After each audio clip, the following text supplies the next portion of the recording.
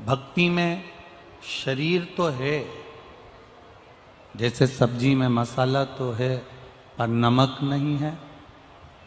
भक्ति में शरीर तो है, आप हाथ से पूजन भी कर लोगे, मंदिर भी पाँव से चले जाओगे, दर्शन भी शिव जी का कर लोगे, कानों से कथा भी सुन लोगे, मुख से भजन बोल भी लोगे, पर एक अंदाजा लगा कर रखना, एक स्मरण करके रखना कि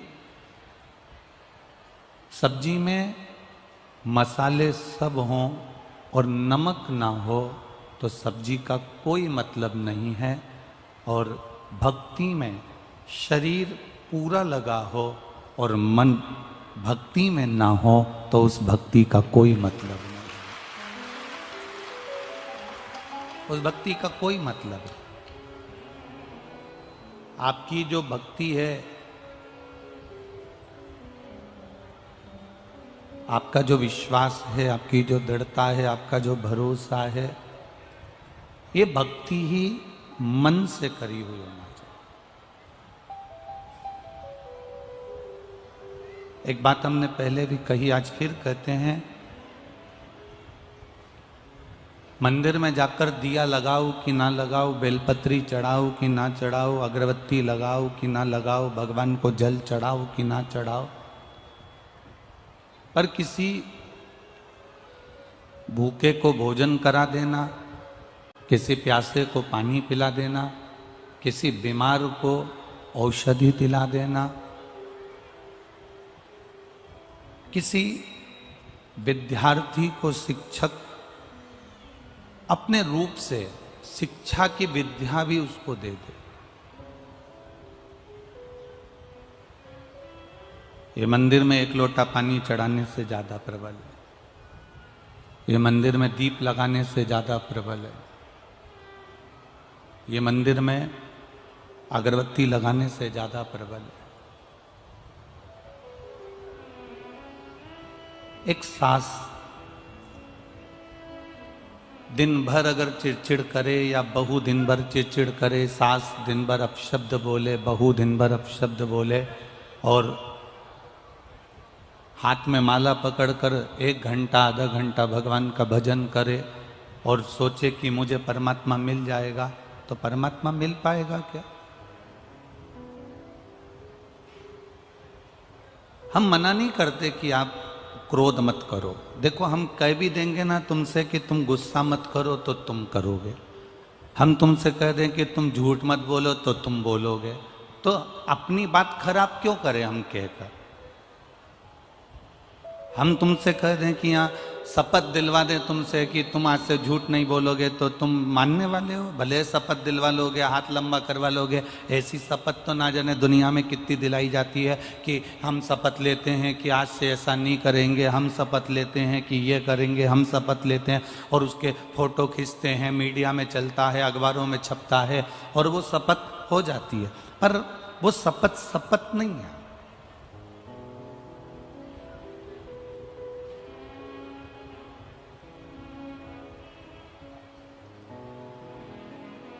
हम आपसे कह दें कि आप झूठ मत बोलना, आप क्रोध मत करना, आप गाली मत देना, आप अपशब्द मत कहना, हम कहकर अपनी बात को खराब क्यों करें? क्योंकि जितने बैठे हो ना पंडाल में, और जितने आस्था चैनल पर कथा सुन रहे हो, जितने टीवी पर कथा सुन रहे हो, जितने मोबाइल पर कथा सुन रहे हो, हम बोल दें कि तुम झूठ मत बोलो, हम बोल दें कि तुम गाली मत दो, हम बोल दें कि तुम अपशब्द मत बोलो, तो तुम कहीं मानने वाले तो हो नहीं। तो एक नियम बना लो बस, झूठ भी बोलो हम मना नहीं करेंगे, तुम्हें जो बोलना है तुम बोलो, गुस्सा भी करो मना नहीं है, पर एक नियम बनाओ कि मैं झूठ बोलूंगी तो सुबह 9 बजे से 11 बजे तक बोलूंगी।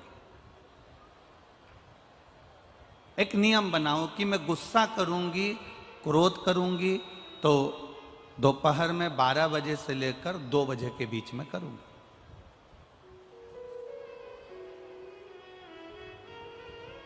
अगर ये नियम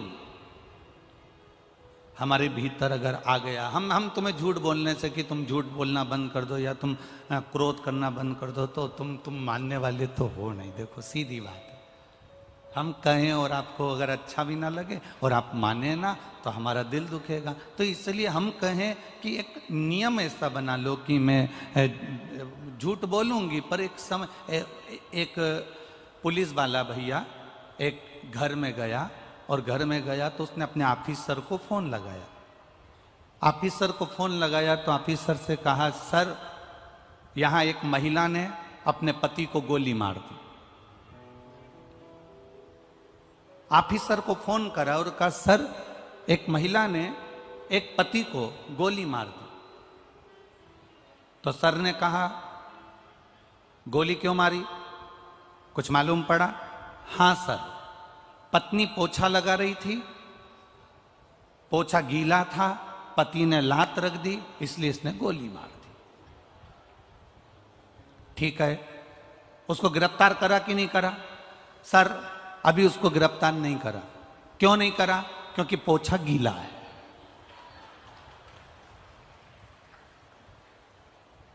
जब वो अपने पति को नहीं छोड़ी तो मुझे छोड़ेगी क्या?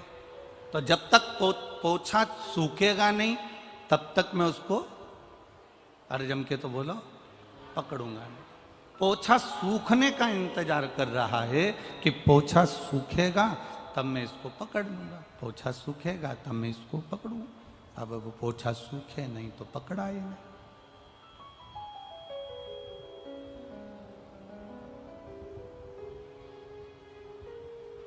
समय टल गया, समय को टाला गया।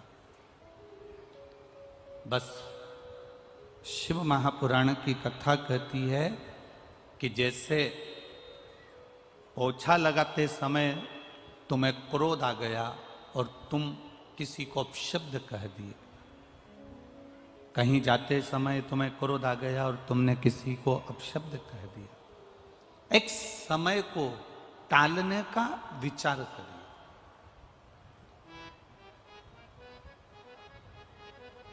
एक समय को दूर करने का विचार करें।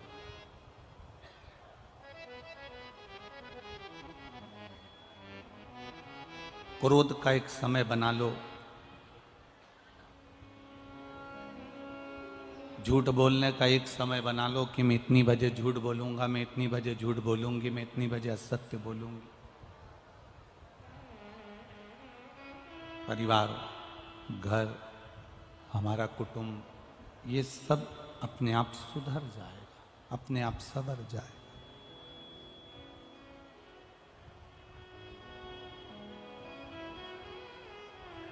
करो, माला लेकर तुम बैठो भी, ठाकुर जी की सेवा भी करो, शिव जी की आराधना भी करो, शंकर भगवान की भक्ति भी करो, हम मना नहीं करेंगे आपको। पर अपने क्रोध पर, अपने गलत विचारों पर, अपने शब्दों पर हमारा संयम होना चाहिए।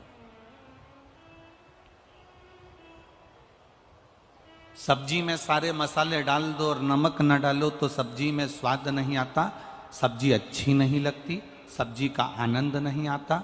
शरीर पूरा भगवान ने अच्छा दिया, तुम्हारे नेत्र भी अच्छे दिए, तुम्हारे दांत भी अच्छे दिए, श्रवण शक्ति भी अच्छे दिए, हाथ भी अच्छे दिए, पाँव भी अच्छे दिए, सारा शरीर परमात्मा ने तुमको अच्छा दिया। पर इस शरीर के अंदर जो आत्मा है, वो आत्मा तुमने परमात्मा में लगाई ही नहीं। बैठे सब आकर, भैया यहाँ बैठते सब हैं, कथा में आए हो तो बैठोगे सब जगह। यहाँ लोग रोडों पर बैठे हुए हैं, पंडाल सारे फुल भरे हुए हैं, अपार जन समुदाय, अपार भक्त यहाँ कथा में आए हैं, बैठे सब हो। पर निवेदन आपसे इतना है कि इस मन को लगाने का प्रयास करो।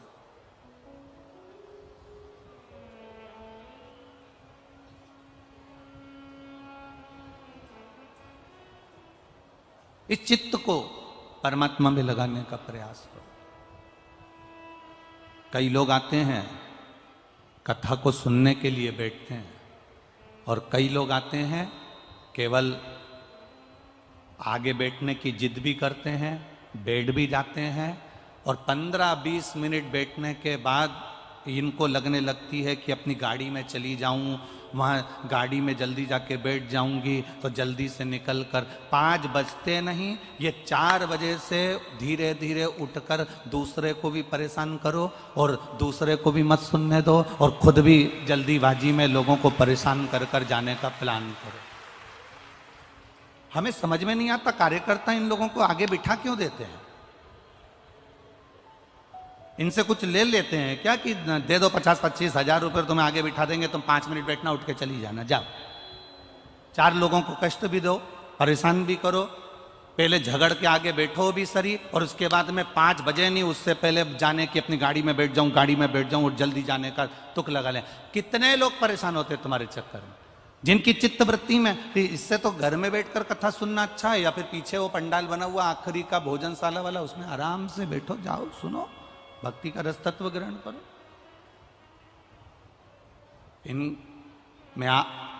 ये इतने लोग कथा के आगे के डी में बैठे हैं, मैं इनकी बात नहीं करूंगा, परंतु जो पीछे पीछे पीछे पीछे बैठे हैं, कभी हम जिस बिल्डिंग में ठहरे हैं उस बिल्डिंग में आके खड़े होकर देखना, ये सुबेरे 4 बजे से 1 जैसे आसन लगा के नहाने के बाद बैठ जाते हैं तो उठते तक नहीं है कहीं जाने के लिए, केवल जगह के चक्कर में, केवल जगह के चक्कर में।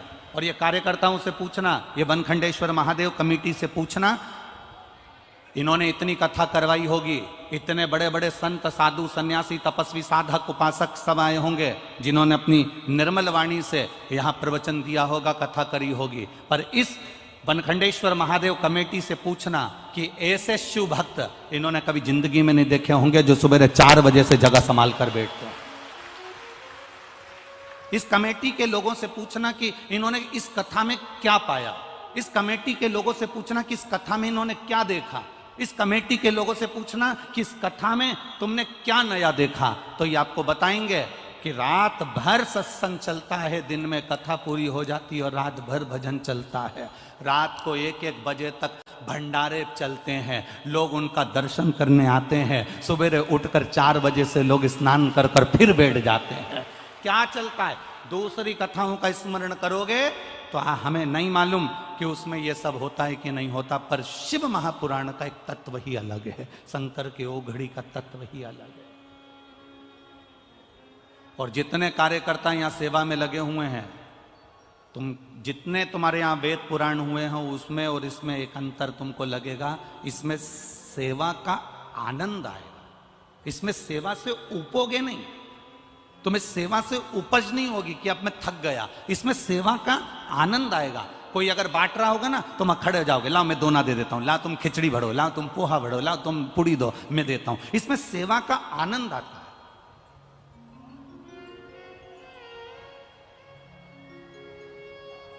कोई का स्वास्थ्य गड़बड़ हो गया, बनखंडेश्वर महादेव कमेटी के लोग यहां खड़े होकर माइक में बोल रहे, डॉक्टर साहब की टीम जहां कहीं भी हो वो यहां पर आ जाए और आगे आकर सेवा करे। हम ऐसे डॉक्टर साहब को भी नमन करते हैं और ऐसे बनखंडेश्वर समिति को भी नमन करते हैं जो आवाज लगाकर बुला रहा है। टीम कहाँ है डॉक्टर साहब की? बुलाओ उनको और जल्दी से दिखाओ इनको, बुलाओ उनको, दिखाओ इनको।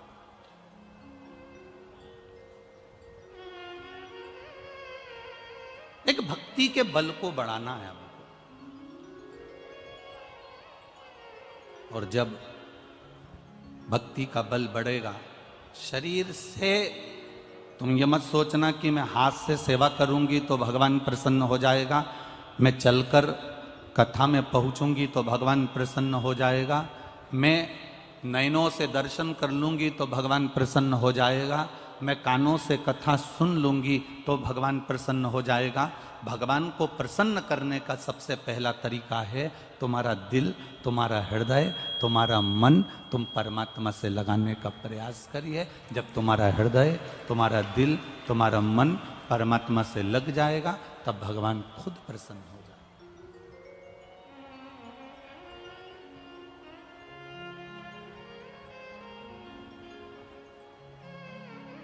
कौन सी भाषा, कौन सी भाषा मेरे भगवान समझते हैं। भोजपुरी बोलोगे तो भगवान समझ जाएगा, अरे जम के तो बोलो। गुजराती बोलोगे तो समझ जाएगा, अंग्रेजी बोलोगे तो समझ जाएगा, मराठी बोलोगे तो समझ जाएगा, तमिल की बोलोगे तो समझ जाएगा, मद्रास की भाषा बोलोगे मद्रासी समझ जाएगा, बंगाल की भाषा बोलोगे समझ जाएगा। कभी तुमने विचार करा कि तुम उत्तर प्रदेश में रहते हो, गुजरात जाते हो तो गुजरात की भाषा तुम्हें नहीं आती, महाराष्ट्र जाते हो तो महाराष्ट्र की भाषा तुम्हें नहीं आती, महाराष्ट्र के लोग यहाँ आते हैं तो उनको उत्तर प्रदेश की भाषा नहीं आती, जो यहाँ से वहाँ जा रहा है उसको वहाँ की भाषा नहीं आ रही, वो वहाँ से यहाँ आ रहा है उसको वहाँ की भाषा नहीं आ रही। जरा विचार करना, मेरे भोलेनाथ गुजराती की भी भाषा सुनते हैं, मेरे भोलेनाथ मराठी की भी भाषा सुनते हैं, मेरे भोलेनाथ तमिल की भी भाषा सुनते हैं, मेरे भोलेनाथ बंगाली भी भाषा सुनते हैं, मेरे भोलेनाथ मद्रासी भी सुनते हैं, मेरे भोलेनाथ उत्तराखंड की भी सुनते हैं, मेरे भोलेनाथ असम की भी सुनते हैं। कभी विचार करना, क्या मेरे भगवान कितने स्कूल में पढ़ने गए होंगे जो इतनी सारी भाषा उनको आती होगी। गुजराती गुजराती भाषा में विनती कर रहा है, मराठी मराठी भाषा में विनती कर रहा है, विद्वज्जन संस्कृत में विनती कर रहे हैं, साधारण व्यक्ति हिंदी में विनती कर रहा है, कोई गुजराती, कोई मराठी, कोई बंगाली, कोई पंजाबी, कोई तेलुगु, सब अपनी अपनी भाषा में विनती कर रहे हैं। कभी विचार करना, क्या भगवान इतनी भाषा को जानते हैं? क्या भगवान इतनी भाषा को सुनते हैं? तो हमारा शास्त्र कहेगा, हमारा भविष्य पुराण कहेगा, हमारी अग्नि पुराण कहेगी, हमारी नर्मदा पुराण कहेगी, हमारी पद्म पुराण कहेगी और हमारी कुर्म पुराण कहेगी कि भगवान इतनी भाषाओं को नहीं जानते, भगवान तो केवल एक भाषा जानते हैं, जो दिल से पुकारता है भगवान उसके हृदय की भाषा को पहचान जाते हैं। अब हाथी ने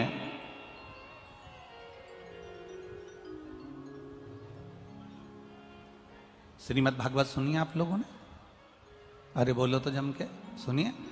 उसमें एक प्रसंग आता है, गज का जो पांव था वो मगर ने पकड़ लिया, हाथी का पांव मगर ने पकड़ा। तो अब तुम बताओ कि हाथी ने अंग्रेजी में स्तुति करी थी, संस्कृत में करी थी, हिंदी में करी थी, मराठी में करी थी, गुजराती में करी थी, हाथी ने कौन सी भाषा में स्तुति करी थी? बोलो रे मैनपुरी वालों, हाथी अंग्रेजी बोला था क्या?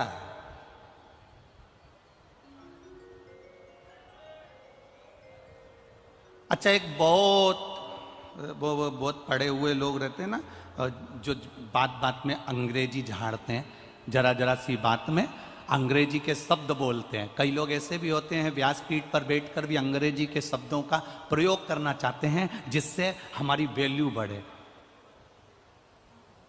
जो अंग्रेजी पढ़े हुए हैं, जरा जरा सी बात में अंग्रेजी बोलते हैं। एक विचार करना, उस अंग्रेजी पढ़े हुए व्यक्ति के पीछे कुत्ता लग गया। अब तुम कुत्ते के सामने कह रहे excuse me, excuse me, excuse me, please please please.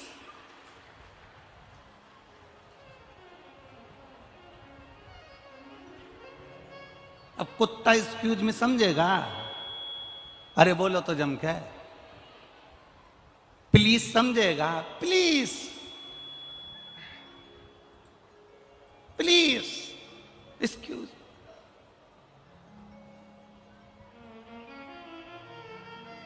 अरे कुत्ता को भगाना है तो देसी में बोलना पड़ेगा।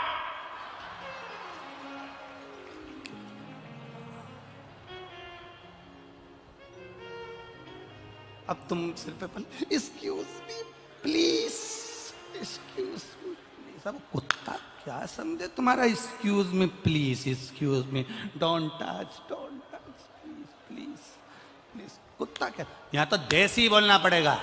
हट, कुत्ता भग गया। अब तुम कहो कि भगवान गुजराती समझता होगा, भगवान अंग्रेजी समझता होगा, भगवान हिंदी समझता होगा, भगवान संस्कृत समझता होगा, भगवान बंगाली समझता होगा, भगवान ये समझता होगा।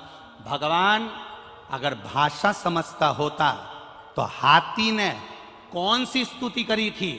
हाथी ने, जो हाथी था, हाथी की जो भाषा होती है, हाथी उस भाषा में चिंघाड़ा, और भगवान उस चिंगाड़ की भाषा नहीं, भगवान उसके कलेजे की, दिल की भाषा सुन ली है और दौड़ पड़े। चींटी को कष्ट होता है, वो हिंदी अंग्रेजी नहीं बोलती, कोई भाषा नहीं बोलती, चींटी का दिल दुखता है तो परमात्मा सुनता है। गौ माता को कष्ट आता है, गाय रोती है तो परमात्मा सुनता है। कुत्ते को अगर तकलीफ होती है, कुत्ता चिल्लाता है, उसकी भाषा कोई नहीं जानता, पर परमात्मा दिल की भाषा जानता है। आप कितनी भी स्तुति कर रहे हो, कितनी भी प्रार्थना कर रहे हो, 4 घंटे आंख बंद करके बैठे हो, 2 घंटे से माला पकड़ कर बैठे हो, भगवान को उससे कोई मतलब नहीं होता। भगवान को केवल तुम्हारे दिल से मतलब होता है। तूने कितनी देर मेरे से दिल लगाया है, तू कितनी देर मेरा स्मरण करी है, तू मुझे मन से कितना पुकारा है। तूने मुझे एक बार अगर दिल से पुकारा होता तो मैं तेरे सम्मुख में खड़ा होता। तूने मन से कब पुकारा? पत्र आए हैं, देखिए।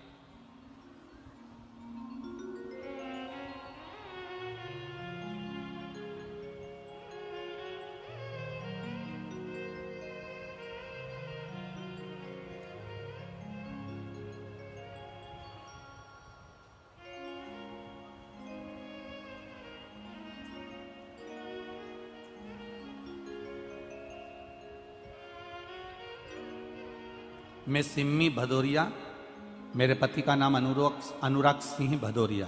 कहीं बैठी हो सिम्मी जी तो हाथ हिला सकती है। मैं सिम्मी भदौरिया, दिख गए? हाँ, दोनों हाथ हिला दो, वहीं से हिला दो, दोनों हाथ खड़े रहो वहीं पर। मैं सिम्मी भदौरिया, मेरे पति का नाम अनुराग सिंह भदौरिया। मैं गांव मानहड़, जिला भिंड से आई हूँ। मेरा मायका गांव काकन डांडी, जिला मैनपुरी में ही है। गुरुजी, मेरे सिर में ट्यूमर हो गया था, इसका ऑपरेशन ग्वालियर में हुआ। ट्यूमर की जांच कराई तो उसमें कैंसर निकला। ग्वालियर से डॉक्टर ने दिल्ली AIMS में रेफर कर दिया। इलाज कराते कराते मेरा कैंसर कई जगहों पर फैल गया था। मैं 4th स्टेज के कैंसर में पहुंच गई थी। डॉक्टर ने मना कर दिया था, गुरुजी ऑक्सीजन का लेवल नीचे गिर गया, 4th स्टेज का कैंसर हो गया। वेंटिलेटर पर डाल दिया गया और उसी टाइम मेरी माँ को किसी ने आपकी कथा के बारे में बताया। मेरी माँ ने हॉस्पिटल से ही पशुपतिनाथ का व्रत करना प्रारंभ करा। बेलपत्ती शिवजी पे चढ़ी हुई लाकर मेरी माँ ने मेरे वेंटिलेटर पर पलंग के अंदर तकिए के नीचे रख दी। शिवजी पर चढ़ा हुआ जल मेरी माँ मेरे शरीर पर लगा देती।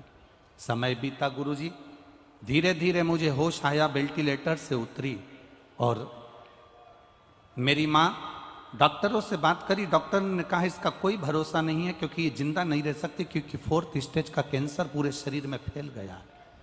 तब मेरी माँ ने डॉक्टरों से कहकर विनती कर कर उसको घर लेकर आई और शिवजी पे चढ़ा हुआ जल और बेलपत्री मुझे खाने को देना चालू करी।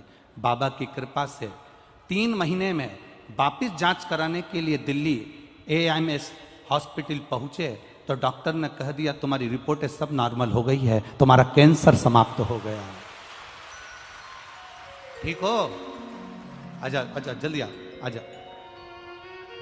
4th स्टेज के कैंसर से मौत के मुंह से मेरे भोलेनाथ ने निकाला। गुरुजी, मैं व्यासपीठ को प्रणाम करना चाहती हूँ, इतनी सी तमन्ना लेकर आई। ये शिव वो खड़ी है। अब जो 4th स्टेज के कैंसर पर पहुंच गया हो और पूरे शरीर में जिसके कैंसर फैल गया हो, पूरा शरीर वेंटिलेटर पर पड़ा हुआ हो और आखिरी का 4th स्टेज का कैंसर जिसके अंदर हो और डॉक्टर भी कह दें कि अब ये नहीं बचेगी, इसको ले जाओ, और बाबा भोलेनाथ जी का 1 लोटा जल और 1 बेलपत्र से बाबा ने कृपा कर कर वापिस जीवित कर दिया और कैंसर को दूर कर दिया। ये शिव तत्व।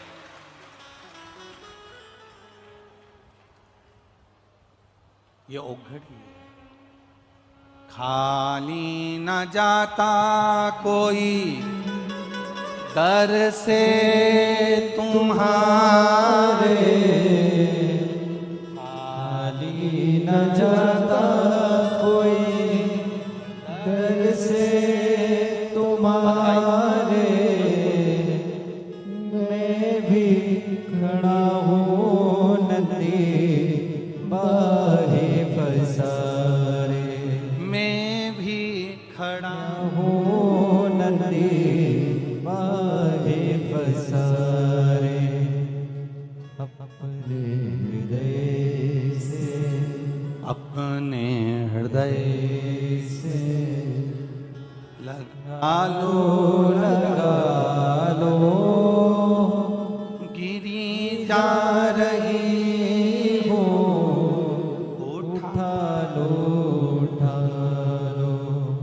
फोर्थ स्टेज का कैंसर हो और फोर्थ स्टेज के कैंसर पर भी डॉक्टर कह दें कि तुम समाप्त की ओर हो, प्राण छूट रहे हैं तुम्हारे, और विचार करिएगा कि उसको हाथ पकड़कर मेरे भोलेनाथ जी पार उतार दिए हो, तो जरा विचार करिएगा कि जीवन की घड़ी में शिव तत्व कितना काम आ सकता है,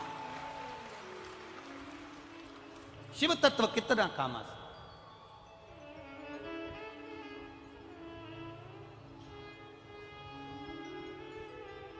एक शिव की भक्ति, एक शिव का विश्वास, एक शिव का भरोसा हमारी जिंदगी को सार्थकता दे।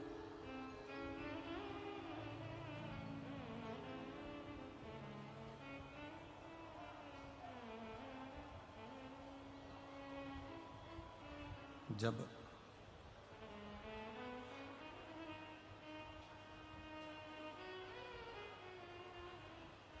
शिव की अविरल भक्ति की ओर हम बढ़े,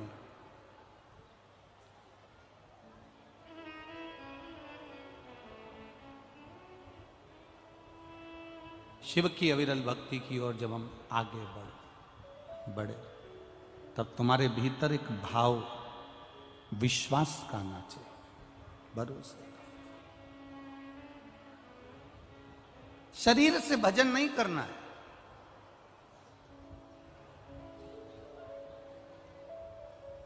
ये शरीर का करा हुआ भजन हमारे लिए एक मूल नहीं है, हमारा मूल है हमारे हृदय से किया गया भजन, हमारे दिल से किया गया भजन, हमारे हृदय चित्त से किया गया।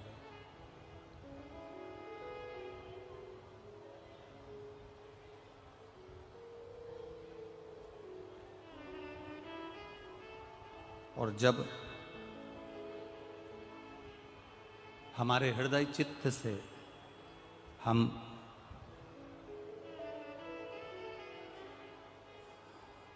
प्रभु के भजन को धारण करते हैं, तो जीवन का एक आनंद हमारे भीतर समाहित होता है।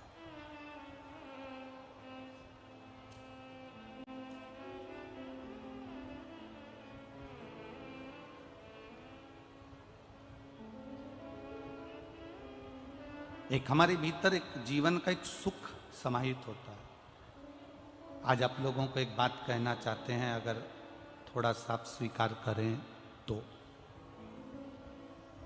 जितने लोग आस्था चैनल पर कथा सुन रहे हैं और जितने लोग पंडाल में कथा सुन रहे हैं और जितने मोबाइल पर कथा सुन रहे हैं, अगर हमसे मिलने के लिए व्यासपीठ पर आओ या हमसे मिलने के लिए हमारे पास में कमरे में भी आओ, तो निवेदन है आप लोगों से कि आप अपनी जेब की भेंट पैसा हमारे पास नहीं चढ़ाओगे, नहीं तो हम बेलपत्र यहां से नहीं देंगे आपको। इतना ध्यान रखो, व्यासपीठ की मर्यादा को बनाकर थोड़ा इसका स्मरण आप लोगों के भीतर होना चाहिए। इसी चक्कर में हम लोग यहाँ व्यासपीठ के पास किसी को आने नहीं देते। मूल है आप लोगों का धन दौलत आपके पास, पर जिस समय आप बाबा से मिलने के लिए आए हो और यहाँ से अगर बेलपत्र दी जा रही है, तो आपकी जेब में से अठन्नी भी नहीं खसकना चाहिए। उस समय तुम्हारी खाली झोली बाबा के चरणों में होना चाहिए। वो बेलपत्र जो दी गई है वो करोड़ों से कम नहीं है, खूब बाबा की कृपा।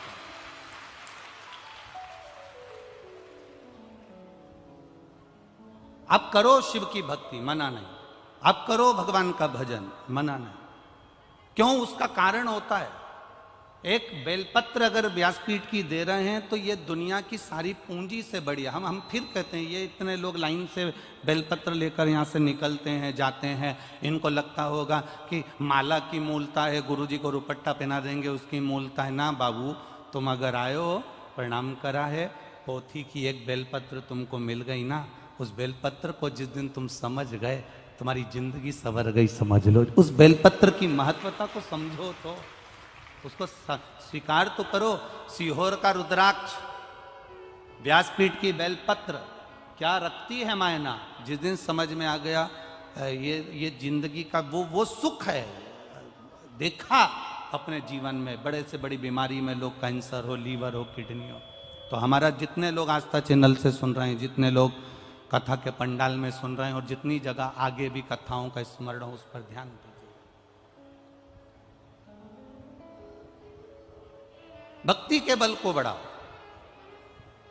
और एक निवेदन और है, वो भी यहां के लोग श्रवण कर लें और बाहर के लोग भी श्रवण कर लें। पानी का पाउच या पानी की बोतल या बिस्कुट का पैकेट पंडाल के अंदर कोई भी फेंक कर किसी को नहीं देगा। लोगों की आंख के चश्मे टूट जाते हैं, उनके चेहरे पर लग जाती है। इसलिए सावधानी रखें। अगर आप बांट रहे हैं, हाथ में दीजिए, किसी के चेहरे पर, कई माताओं के चश्मे टूट गए, किसी की आंख में लग जाती है, आप तो फेंक देते हो, कोई ने देखा कि ना देखा, और आपने फेंक दिया और उसको लग गई। प्रयास करो। इसलिए हम कथा में कहते हैं, अपने घर से चलो तो कितनी पानी की बोतल, जम के बोलो जरा, 2 पानी की बोतल लेकर चलो।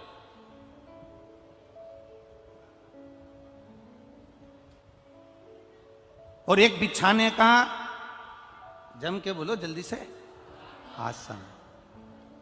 मैनपुरी वाले बड़े समझदार हैं इस मामले में। तो आसन लेके चलो, छाया, बैठे, सत्संग किया, कथा करी, आनंद लिया, भक्ति करी, भजन किया, कीर्तन किया और चल।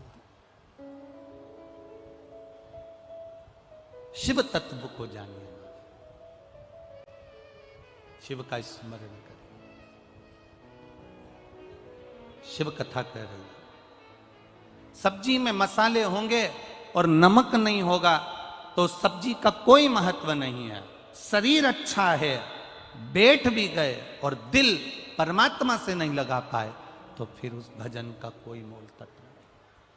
इस हृदय को लगाना जरूरी है, इस चित्त को लगाना जरूरी है, इस मन को परमात्मा तक लेकर जाना जरूरी है। एक लड़के का एक पत्र है, जो लड़का कभी भगवान के मंदिर नहीं गया और भगवान से उसका हेत ना जुड़ पाया।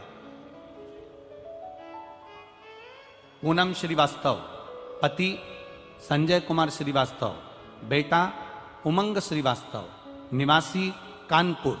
कहीं बैठे हो हाथ हिलाइएगा, आप ही हैं, दोनों हाथ हिला दो एक बार। पूनम श्रीवास्तव, पति का नाम संजय कुमार श्रीवास्तव, बेटे का नाम उमंग श्रीवास्तव, निवासी कानपुर। गुरुजी, मेरे भोले बाबा का मैं क्या वर्णन करूं गुरुदेव। भोले बाबा ने हमको इतना दे दिया कि हम अब क्या कहें। गुरुजी, मेरा बेटा 3 साल से सरकारी नौकरी की तैयारी कर रहा था। हम उससे हमेशा कहते थे, मंदिर जाया कर, जल चढ़ाया कर। लोगों के प्रश्न जैसे वो भी हमारे सामने प्रश्न रख देता था, भगवान क्या करने वाले हैं, मंदिर जाकर क्या हो सकता है। गुरुदेव, मैंने बेटे से कहा, केवल एक बार तू मंदिर जाना चालू कर दे। वो सीहोर वाला महाराज व्यासपीठ से बोलता है, छाती ठोक ठोक कर बोलता है कि शंकर अगर हाथ पकड़ लेगा तो दुनिया में किसी के हाथ जोड़ने की जरूरत नहीं पड़ेगी। तू जा, शिव के मंदिर जा। बच्चे ने शंकर के मंदिर जाना चालू करा। जो मानता नहीं था, शिव को मानना प्रारंभ करा, 1 लोटा जल चढ़ाना प्रारंभ करा। और जो बेटा 3 साल से सरकारी नौकरी की तैयारी कर रहा था, उसको कोई रिजल्ट नहीं आया। बच्चे ने हाई कोर्ट की पेपर दिया और हाई कोर्ट का पेपर देने के बाद बच्चे ने कहा, अब देखता हूं तेरे शंकर जी और तेरा सीहोर वाला महाराज क्या करता है? मेरे बाबा का मैं क्या वर्णन करूं? पशुपति व्रत प्रारंभ किए, शिव जी से एक बार कहा, एक चावल का दाना चढ़ाकर कहा, बाबा इसकी सुन लेना नहीं तो विश्वास उठ जाएगा। बाबा ने ऐसी कृपा करी, 2 महीने के अंदर बेटे का रिजल्ट आ गया और रक्षा मंत्रालय में बेटे का सिलेक्शन हो गया। और बेटा ज्वाइनिंग लेने से पहले व्यासपीठ को नमन करना चाहता है। बेटा आया है क्या? आप आए हुए, बैठो, बेटे से बाद में मिलो, बैठो। ये शिव कथा, ये शिव की उदार, ये शिव की करुणा।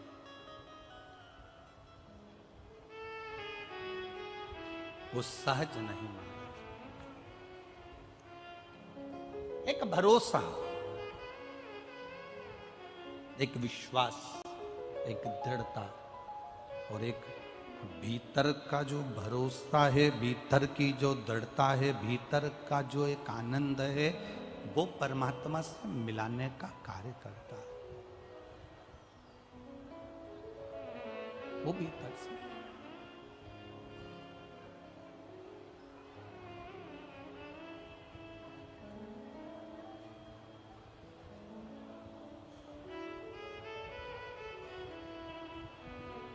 एक वो शैलेंद्र जी एक लाइन गाते हो ना, वो दुनिया की दौलत से तुझे तुलाया जा नहीं सकता। केवल उसको गाना नहीं है, बस गुनगुनाना है। मेरी हर सांस पर दाता फकत अधिकार तेरा है। मेरा क्या था क्या मेरा है, मेरा क्या था क्या मेरा है। तुझे दुनिया की दौलत से तेरे एहसान का बदला चुकाया जा नहीं सकता। प्यार ऐसा दिया तूने भुलाया जा नहीं सकता। जब शिव कृपा करते हैं, जब शंकर उदारता करते हैं, जब शिव करुणा करते हैं, दुनिया की सारी दौलत एक तरफ पटक दो और शंकर की करुणा एक तरफ। बहुत बहुत ध्यान देना। जैसे वो दीदी ने लिखा 4th स्टेज का कैंसर, और 4th स्टेज का कैंसर और पूरे शरीर में फैल जाए, आप जरा अंदाजा लगाना और किसी विद्वान डॉक्टर से पूछना क्या वो बच सकता है? 4th स्टेज का कैंसर जब पूरे शरीर में फैल गया, ट्यूमर फट गया, उसको ऑपरेशन हो गया और पूरे शरीर में अगर कैंसर फैल चुका है तो व्यक्ति का बचना बड़ा कठिन, बड़ा मुश्किल है। पर कहीं शिव की उदारता, शिव की करुणा एक ऐसी होती है, शिव की कृपा एक ऐसी होती है जो कि काल के मुख से भी मेरा महाकाल बचा कर ले जा सकता है।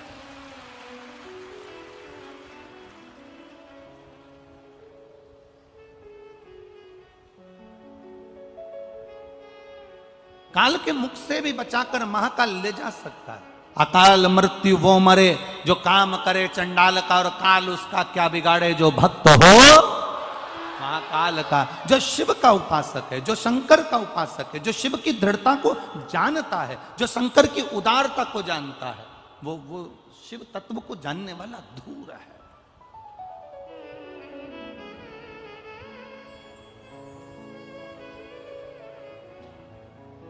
शिवपुराण कर रही है, द्रौपदी शंकर भगवान की बहुत बड़ी उपासक थी, और द्रौपदी भगवान शिव जी की इतनी बड़ी उपासक, इतनी बड़ी उपासक, पूर्व समय में ये एक ऋषि की, एक संत, एक गुरुजन, एक ब्राह्मण जन की बेटी थी। उसके पहले ये एक राजा के घराने में राजा की पुत्री थी। शिव की इसकी आराधना, इसके कितने जन्म निकल गए, हर जन्म में इसने शंकर की आराधना करी। प्रत्येक जन्म में इसने शंकर की आराधना करी। अब जब ब्राह्मण ऋषि की बेटी बनी तब इसने शंकर जी से वर मांगा। 14 गुणों से बलवान पति को मांगा था, 14 गुण वाला पति।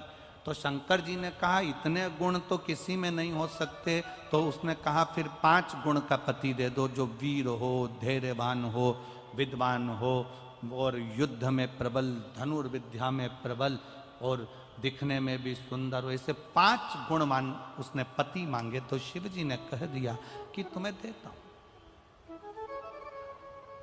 आखिरी में जो द्रौपदी ने मांगा वो किसी एक अकेली द्रौपदी के लिए नहीं था। जो आखिरी में मांगा गया वो केवल द्रौपदी के लिए नहीं था।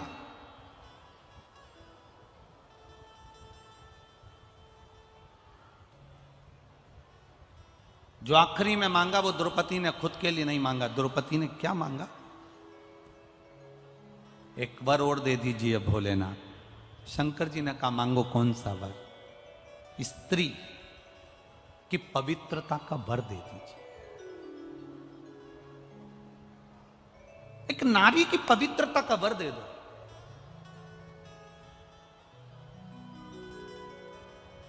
शायद ये कथा अभी तक प्रसंगों में नहीं आई।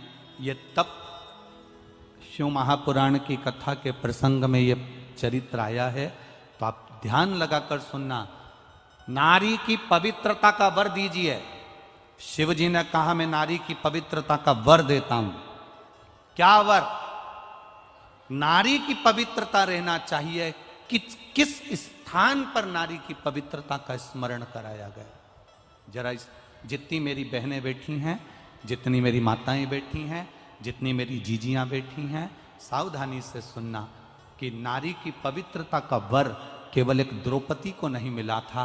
नारी की पवित्रता का वर दुनिया की सारी स्त्रियों को मिला था।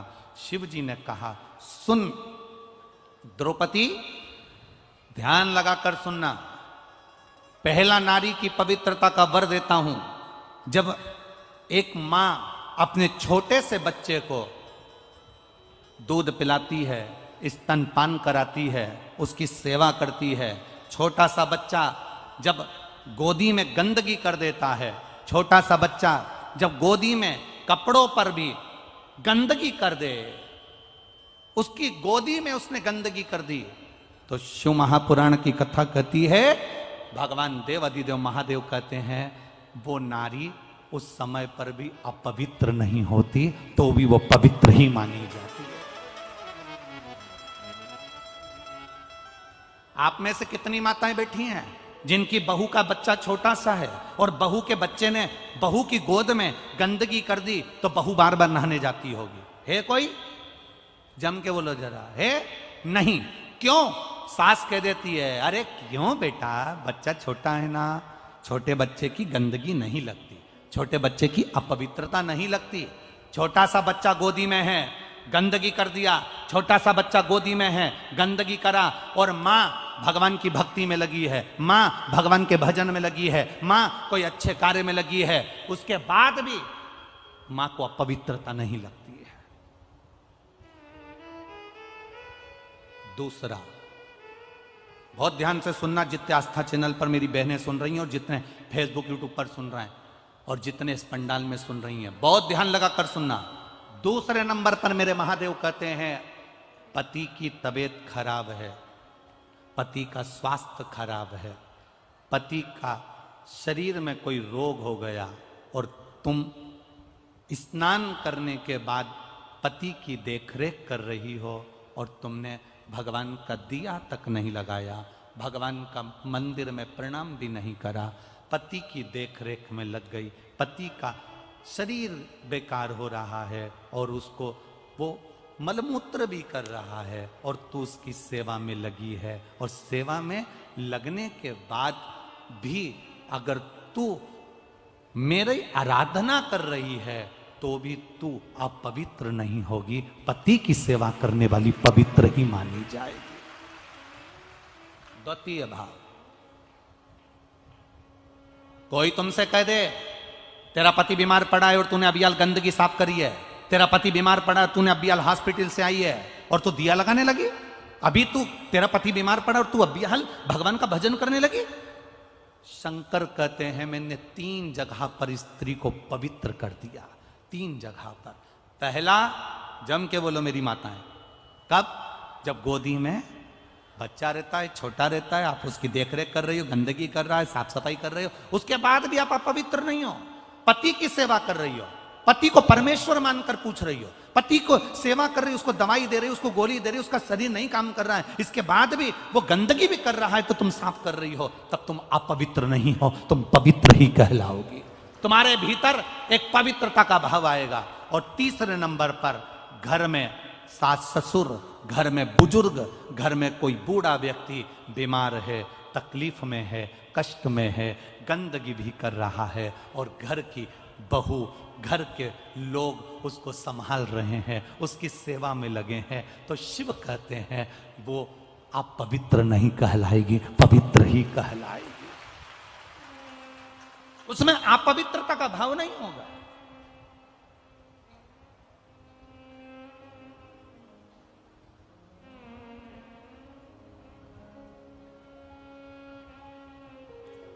अगर आज बहुओं से अगर कथा के माध्यम से कोई कह दे कि तुम्हारे सास ससुर बीमार पड़े हैं और तुमने उनके अभी कपड़े बदले हैं, उनकी गंदगी साफ करी है, जाओ तुम नहा के आओ, उसके बाद तुम यहां पर बैठना, उसके बाद तुम हमारा भजन करना, उसके बाद तुम्हारी हमारी भक्ति करना। अब भगवान की भक्ति से बड़ी सास ससुर की सेवा है कि सास ससुर की सेवा से बड़ी भगवान की भक्ति है? ईमानदारी से बोलना। सबसे बड़ी सेवा जो तुमने अपने बुजुर्गों की कर ली, उस बुजुर्ग की सेवा से बड़ी दुनिया में कोई भक्ति नहीं हो सकती, वो शिव की कृपा है। 3 जगह पर नारी अपवित्र नहीं होती। पहला, उसका बच्चा गंदगी कर दे गोदी में, उसके बच्चे ने अगर गंदगी कर दी गोदी में तो नारी बार बार स्नान करने नहीं जाएगी, क्योंकि बच्चा छोटा है, उसको संभाल रही है, उसको गोदी में लिए, उसको लाड लड़ा रही है, उसको प्रेम कर रही है, उसको स्नेह कर रही है, उसको स्तनपान करा रही है, उसको दूध पिला रही है, उसको भोजन करा रही है। माँ बार बार स्नान नहीं करेगी, वो नारी पवित्र की पवित्र कहलाएगी। वो जब चाहे भगवान का भजन कर सकती है, वो जब चाहे तब शिव की आराधना कर सकती है, वो जब चाहे शंकर को दिया लगा सकती है, वो जब चाहे शिव के स्मरण कर सकती है। दूसरे नंबर पर, पति बीमार पड़ा है, पति को शरीर में कष्ट है, पति को तकलीफ है और स्त्री उसकी सेवा में लगी है, हॉस्पिटल में उसकी सेवा कर कर आई है और उसका मन कर रहा है मेरे पति की तबीयत ज्यादा खराब है, सेवा करते करते मंदिर चली गई दिया लगाने के लिए, वो पवित्र ही कहलाएगी, उसमें अपवित्रता का भाव नहीं आएगा। और तीसरे नंबर पर, घर में बुजुर्ग, सास ससुर माता पिता, घर का बड़ा, घर का दादा दादी, घर का बुजुर्ग अगर बीमार पड़ा हुआ है और बहू उनकी सेवा में लगी हुई है और सेवा करते करते भी उसने पूजन नहीं करी, मैं सेवा कर लूं इसके बाद पूजन करूंगी, फिर गई दिया लगाने के लिए भगवान के मंदिर में, तो भगवान उसको अपवित्र नहीं मानता, भगवान उसको पवित्र ही मानता है। उसकी पवित्रता उसके जीवन की रहती है, क्योंकि भगवान की भक्ति, भगवान का भजन, भगवान का कीर्तन, भगवान का स्मरण फल जब देता है जब हम किसी की सेवा का मूल तत्व अपने अंदर उतार लेते हैं कि मैं सेवा कर रही हूं।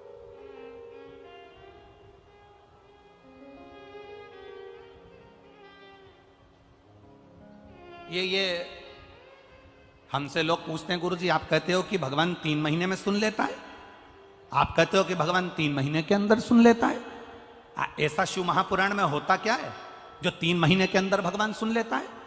और हम यहां पर भी कहकर जा रहे हैं, जिसने 1 गिलास पानी पिलाया है, 1 अन्न का दाना खिलाया है, जिसने किसी को सेवा दी है, यहां बैठकर आप कुछ ना कुछ इस पूरे प्रागण्य में सेवा कर रहे हो, खाली नहीं जाएगा। 3 महीने का इंतजार करना, तुम्हारा पत्र कहीं ना कहीं कथा में मैनपुरी का पत्र भी वहां पर प्राप्त होगा, लिखा होगा।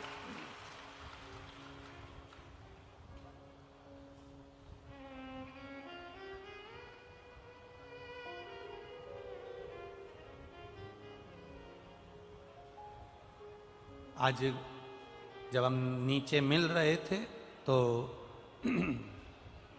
उस समय पर किसी ने 2 पत्र दिए, तो उसमें एक पत्र था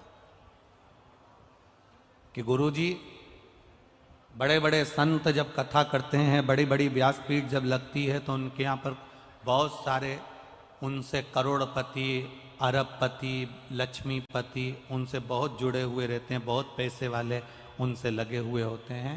पर आपकी कथा में जब भी देखो कोई ऐसा अरबपति खरबपति दिखता ही नहीं है, सब साधारण लोग आपकी कथा में नजर आते हैं। हमने कहा कि भाई देखो, वहाँ खरबपति की बात होती होगी, अरबपति की बात होती होगी, यहाँ तो गोरापति की बात है, और गोरापति जहाँ जैसा है वो वैसा ही।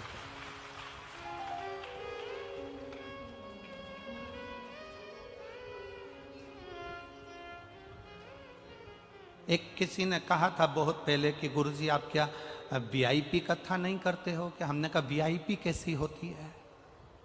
अब कथा भी वीआईपी होती है, वीआईपी कथा नहीं करते क्या? हमने कहा वीआईपी कैसे होती है? कहा गुरुजी अच्छे सोफे वोफे लगे हों, कालीन मालीन बिछा हो, बेहतरीन झूमर वूमर टंग रहे हों, और बेहतरीन जो वीआईपी लोग हों जिन्होंने खूब अच्छा डोनेशन दिया हो, वो ऐसे सोफे पर बैठे हैं और आप आओ और कथा करो और अपने घर जाओ, ऐसी वीआईपी कथा। हमने कहा ये शंकर भगवान के यहाँ कोई वीआईपी नहीं चलता। जितने उनकी बारात में वीआईपी आए थे वो तो खुद पीछे चल रहे थे, जो नॉन वीआईपी थे वो आगे चल रहे थे। शिव के यहाँ चलता कौन है? भगवान नारायण लक्ष्मी को लेकर आए, लक्ष्मी बड़ी सज धज के आई भगवान शंकर की शादी में, इतनी सुंदर तैयार होके आई माता लक्ष्मी। 7 अप्सराएं लक्ष्मी जी का श्रृंगार कर रही थी। लक्ष्मी जी का श्रृंगार देखकर भगवान नारायण को बड़ी प्रसन्नता हुई। भगवान विष्णु ने कहा जिंदगी में पहली बार तुझे अप्सराएं तैयार कर रही है, तू कहाँ जा रही है? लक्ष्मी जी बोल रही शंकर जी की शादी में जा रही हूँ। भगवान बोले इतनी सज धज के जाएगी तो शंकर भगवान भी भूले में पड़ जाएंगे, इतनी सज धज के जा रही है। श्रृंगार कर रतन माणिक रतन आभूषण श्रृंगारित कर माता लक्ष्मी शंकर जी की शादी में गई थी। सरस्वती मैया श्रृंगार कर रही थी, अप्सराएं श्रृंगार कर रही थी। ब्रह्मा जी ने पूछ लिया ब्रह्माणी कहाँ जाने की तैयारी है? शंकर जी की शादी है इसलिए मैं तैयार हो रही हूँ। वो भी तैयार हुई, इंद्राणी तैयार हुई, सारी देवता सारी देवियां एक से बढ़कर एक श्रृंगार करके तैयार हुए। और तैयार होते से ही सबसे आगे ये खड़े हुए। शंकर भगवान को बोला भगवान विष्णु ने तुम्हारी शादी है, चलो बारात लेकर। शंकर भगवान बोले अभी नहीं चलूंगा, थोड़ी लेट चलूंगा। तो भगवान इंद्र ने कहा मुहूर्त तो आज का ही है। शंकर भगवान बोले मैं ऐसे मुहूर्त नहीं मानता, मैं मुहूर्त नहीं देखता। काल और महाकाल ये 2 बिना मुहूर्त के हैं।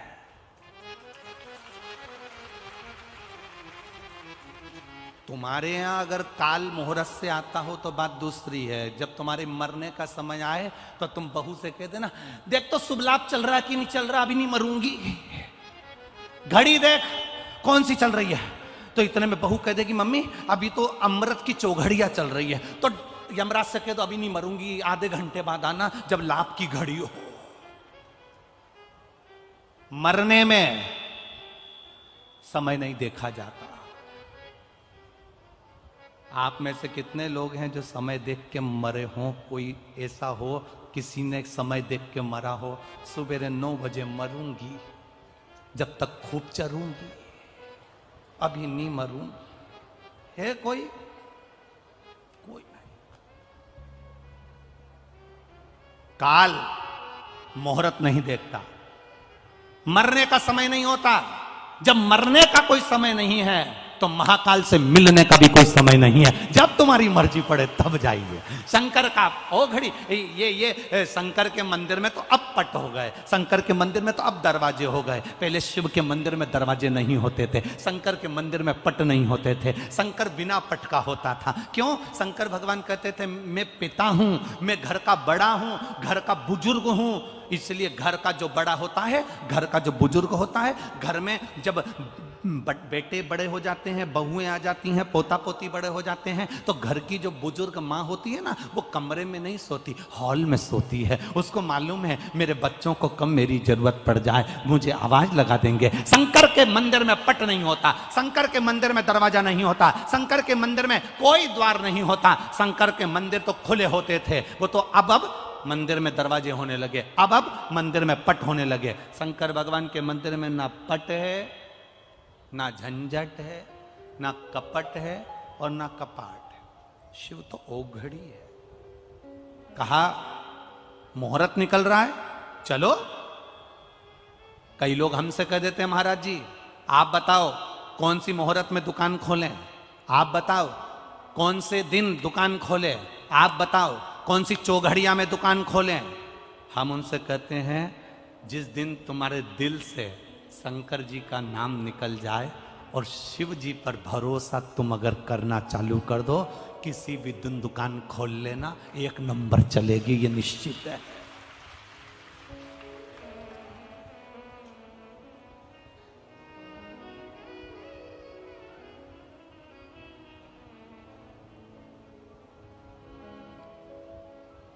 तुम्हारा भरोसा, तुम्हारा विश्वास पक्का होगा, सब चलेगा, सब।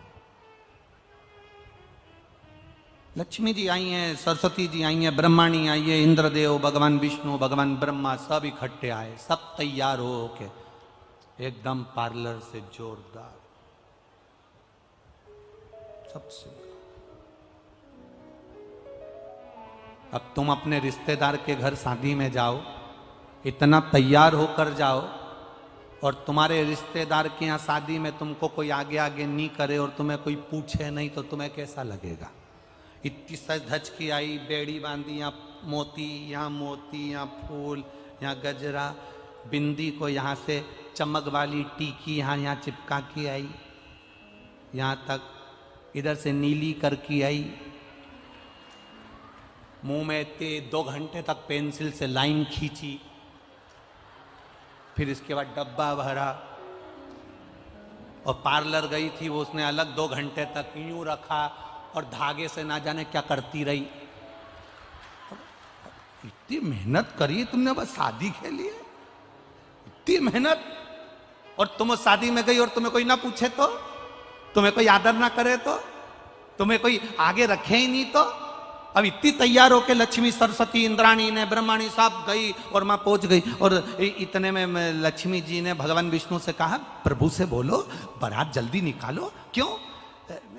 दिल के अरमा आंसुओं में बह रहे हैं।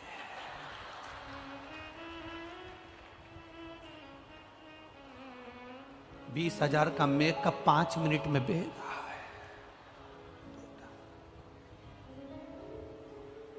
कई तो मेकअप करती करती भी यूं करती थी।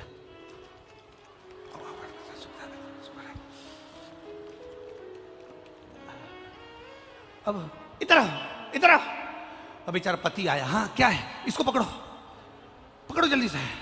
अब पति ने बेचारा यूं कर रहा और ये लगी अपनी,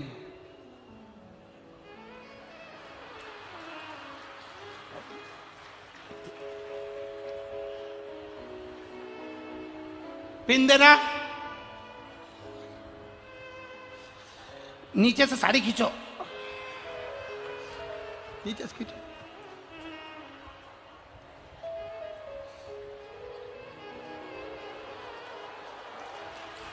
और खींचो, और थोड़ी सी और खींचो। अब पति बोला ये क्या करूं, फेंक दो मेरे ऊपर, क्या करूं, नीचे रख दो। कैसी लग रही? अब पति बोला ऐसी लग रही जैसे हरी घास में भैंस चर रही है। अब बोले सो तो कहा, बोले तो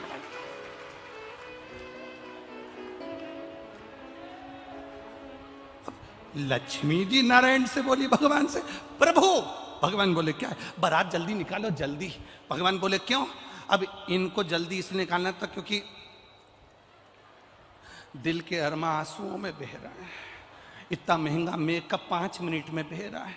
अब एसी के कमरे से नीचे पृथ्वी पर आए हो, भूलोक में आए हो, ब्रह्मांड में आए हो, तो यहाँ तो सब चीज रहती, तो तुम जल्दी जल्दी प्लीज चल। शंकर जी से कहा प्रभु बारात, शंकर भगवान बोले अभी हम नहीं निकलेंगे।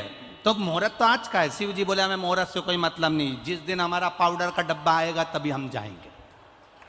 अब भगवान शंकर जी समझ में ही नहीं, भगवान विष्णु समझ ही नहीं पाए कि पाउडर का डब्बा का मतलब। इतने में लक्ष्मी जी कहने लगी हमको लगता है इनके यहाँ डब्बा नहीं है पाउडर का, हमें मालूम होता तो हम पहले से लेके आते, हमें क्या मालूम था कि इनके यहाँ डब्बा नहीं। अब इतना तो सुनना था। इतनी देर में सामने से आवाज आ रही थी राम नाम सत्य है। शंकर भगवान उठकर नाचने लगे, मेरा पाउडर का डब्बा आ गया। पाउडर जो सामने से बारात आई, बारात देखकर शिव प्रसन्न। राम नाम सत्य, राम नाम सत्य। लगाई आग, रात तैयार, इनने भस्मी चढ़ाई, तैयार होके बैठे। और इतने में भगवान ब्रह्मा जी बोले तुम्हारे लिए रथ लाए हैं, उस पर बैठ जा। शंकर जी बोले रथ पे नहीं बैठूंगा, मैं मेरे नंदी पर बैठूंगा। नंदी पर बैठ गए। तो नंदी पे बैठे तो भी उल्टे, नंदी का मुंह इधर, शंकर जी का मुंह उधर। इंद्र ने पूछ लिया प्रभु नंदी पर बैठे हो, वो भी उल्टे बैठे हो, नंदी का मुंह इधर है, तुम्हारा मुंह उधर है, सीधे तो बैठो। शंकर भगवान बोले हम सीधे नहीं बैठेंगे। क्यों? क्योंकि नंदी का मुंह उधर, हमारा मुंह इधर। इसलिए क्योंकि बारात को आगे से नंदी देखेगा, पीछे से हम देखेंगे। पूरा मैनेजमेंट हमारा, पूरा मैनेजमेंट। अब लक्ष्मी जी ने नारायण जी से कहा हम आगे नाचे कि पीछे? प्रसंग ये स्त्रियों में ये बड़ी विचित्र बात हो जाती है। जब बारात निकलती है ना तो वो बार बार अपने जीजा जी से कहती है ढोल वाले को पीछे भेजोगे कि आगे? हम आगे नाचे कि पीछे? अब ढोल वाला इधर बजाता बजाता उसने देखा यहाँ पे तो कोई निछावर आ नहीं रही, तो ढोल वाला भी धीरे धीरे डम डम करता हुआ आगे चले गया। तो ये नाचती नाचती, अब लक्ष्मी जी पूछ रही हम आगे कि पीछे? क्योंकि नंदी का मुंह इधर और शंकर जी का मुंह इधर। लक्ष्मी जी से भगवान विष्णु बोले तुम्हारी मर्जी हो, जहां पे नाच लो, देखो ये तो बारात है, कहीं पर भी नाच सकते हो, ठीक है। दुनिया की बड़ी विचित्र रीति है। शादी होती है तो दुनिया के लोग शादी में दूल्हे के आगे चलते हैं। कहां चलते हैं? जम के बोलो जरा, आगे। दुनिया की रीति बड़ी विचित्र है। शादी होती है तो पूरे रिश्तेदार आगे चलते हैं, और जब कोई मर जाता है तो सारे रिश्तेदार पीछे चलते हैं। इससे यह मालूम पड़ता है कि तुम्हारे सुख के समय पर, तुम्हारी खुशी के समय पर, तुम्हारे धन दौलत के समय पर सारे रिश्तेदार आगे रहेंगे, और जैसे ही तुम्हारी दुख की घड़ी आई, कर्जे में लदालुम हुए, सारे रिश्तेदार पीछे चले, सब पीछे। अब शिव जी आगे। अब इतने में ब्रह्मा जी ने भगवान शंकर जी से कहा प्रभु जी आपकी बारात चल रही है, थोड़ा आपसे निवेदन है। शंकर भगवान बोले बोलो क्या बात है? तुम पूरे तन पे तुम्हारे भस्म रमी है, नग्न वेशधारी हो, कुछ नहीं थोड़ी सी नीचे से कुछ लपेट लेते तो अच्छा लगता। शंकर भगवान बोले रुको अभी हम आते हैं, और शंकर जी अंदर गए और जो नीचे का आसन था वही लपेट लिया। अब आसन में कोई बद्दी मद्दी तो थी नहीं, तो वो बंधे कैसे? तो उनके गले का जो सांप था उसको निकाल के उससे कह दिया तू यहाँ लपेट जा, और उसको लपेट दिया और नंदी पे बैठ गए। अब इनको क्या मालूम था भोलेनाथ जी को कि आगे जो बारात चली तो उसमें ब्रह्मा जी ने सहनाई वालों को आगे लगा दिया और उन्हें पुंगी बजाना चालू कर दिया। अब जैसे ही उन्हें पुंगी बजाना चालू करी तो जो नीचे बंधा था वो भी धीरे धीरे बलबला। अब जैसे ही तैयार हुआ तो आसन फिर से खुल गया। आसन खुलते से ही ब्रह्माणी ने ब्रह्मा जी से कहा दूल्हे से तो कह दो कुछ पहन ले। ब्रह्मा जी फिर नाचते नाचते गए, प्रभु आसन खुल गया तुम्हारा। शंकर भगवान ने कहा तेरे को कहा था नीचे बंधे रहे, खुला क्यों? प्रभु आपकी शादी है, मैं नहीं नाचूं, शंकर भगवान बोले हमारी शादी में केवल हम नाचेंगे, बाकी का कोई नहीं नाचेगा। तब नीचे बंधा, शिव जी की बारात चली।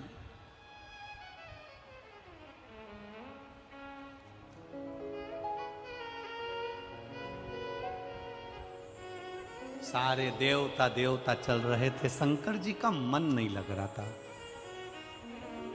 दूल्हे का मन जब तक नहीं लगता जब तक उसके बेस्ट फ्रेंड नहीं आ जाए। भले कितने भी बेकार हो पर उनके बिना बारात अच्छी नहीं लगती है। दोस्त कितने भी बेकार हो पर उनके बिना बारात अच्छी नहीं लगती। दोस्त दोस्त होते।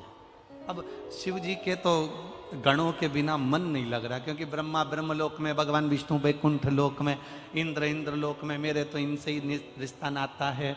भले ये कैसे भी हैं, घर के लोग भी समझा के ले जाते, तेरे एक भी दोस्तों को मत बुलाना, सब नंबर बन के पियक्कड़ है।